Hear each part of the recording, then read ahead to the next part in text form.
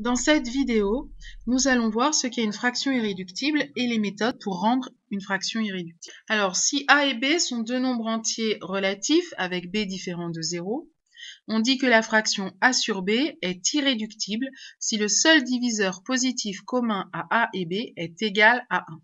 Par rapport à ce qu'on connaît, en fait, a sur b est irréductible lorsque l'on ne peut pas simplifier plus cette fraction. 5/8 est une fraction irréductible, car le seul diviseur positif commun à 5 et 8, c'est 1.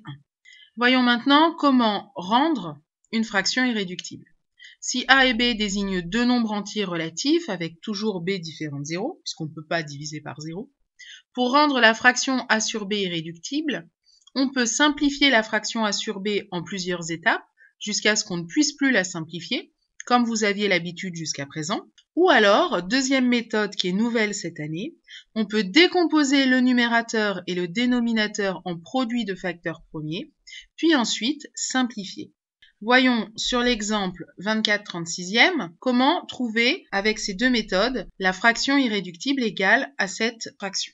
Alors, on peut commencer donc par simplifier en plusieurs étapes comme vous aviez l'habitude.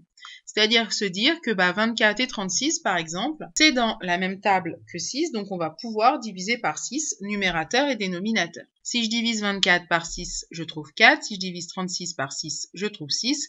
Donc cette fraction, elle est égale à 4/6. Mais je m'aperçois que 4 et 6 sont tous les deux dans la table de 2. Donc je vais pouvoir encore diviser numérateur et dénominateur par 2.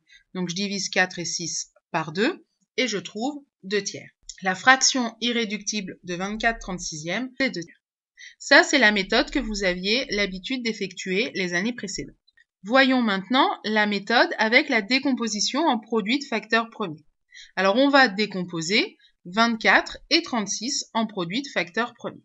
Alors, je rappelle la méthode. On cherche donc à chaque fois à diviser au fur et à mesure le nom en partant de 24. Donc, 24, c'est pair, on divise par 2. La moitié de 24, c'est 12. 12, c'est encore pair, donc on peut encore diviser par 2. La moitié de 12, c'est 6. 6, c'est encore pair, je peux diviser par 2. Ça fait 3. Et là, je vais diviser par 3. Ça fait 1. Autrement dit, je vais pouvoir écrire que 24, c'est 2 fois 2 fois 2 fois 3. Je fais la même chose avec 36. 36 est pair, je peux diviser par 2. J'ai 18. 18 est pair, je divise par 2, j'obtiens 9. C'est plus pair, mais je sais que ça se divise par 3.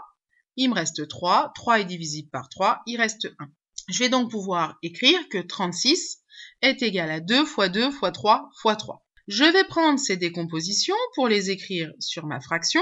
Et là, je vais pouvoir donc voir très rapidement par quel nombre premier je peux simplifier. 1, 2 en haut, 1, 2 en bas, je simplifie, donc je divise numérateur et dénominateur par 2. Je recommence encore, diviser numérateur et dénominateur par 2. Et je vois que j'ai des 3 en haut et en bas, donc je peux diviser encore par 3 numérateur et dénominateur. Et donc, il ne me reste plus que 2/3.